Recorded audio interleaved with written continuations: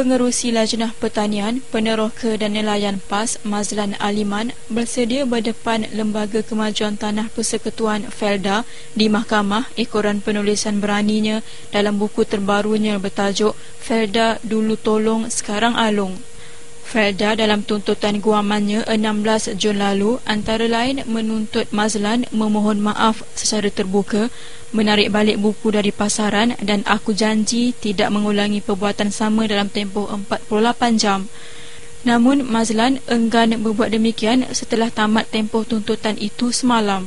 Saya ingin tegaskan pada tengah hari ini bahawa saya tidak akan memohon maaf, bahkan saya melalui peguam saya bersedia untuk menghadapi saman daripada Felda dan insya-Allah di mahkamah nanti saya akan dedahkan apa-apa yang diperlukan, termasuk dokumen-dokumen yang saya belum dedahkan selama ini. Beliau yang juga anak seorang peneroka berkata, penulisan tersebut dibuat setelah cukup bukti 15 tahun mengkaji nasib peneroka. Saya ada otoriti untuk berbuat demikian. Kerana pertamanya saya adalah anak peneroka Felda. Saya adalah anak peneroka Felda dan sebelum saya menulis buku ini, saya telah membuat kajian tentang Felda selama 15 tahun.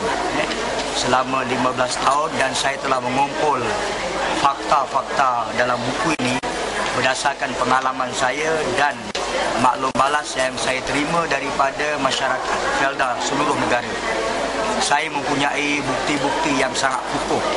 Mazlan akan diwakili peguam dari Tuan Hanifah Maidin dan Co.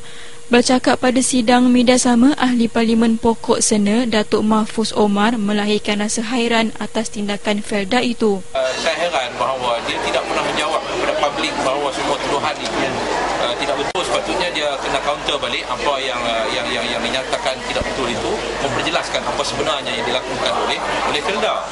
Dia ada alat propaganda dia. Semua instrumen kerajaan yang ada dia boleh guna untuk memberikan kepahaman kepada rakyat. Maknanya sekarang ini dia meyakini bahawa rakyat tidak percaya lagi kepada segala apa yang diwar-warkan oleh Felda dan oleh kerajaan. Hadir sama pada sidang media di Parlimen pagi tadi, Ahli Parlimen Kubang Kerian Salihuddin Ayub, Ahli Parlimen Titiwangsa Dr. Lok Muhammad Razali, Ahli Parlimen Kota Raja Dr. Siti Mariam Mahmud dan Ahli Parlimen Rantau Panjang Siti Zailah Muhammad Yusof.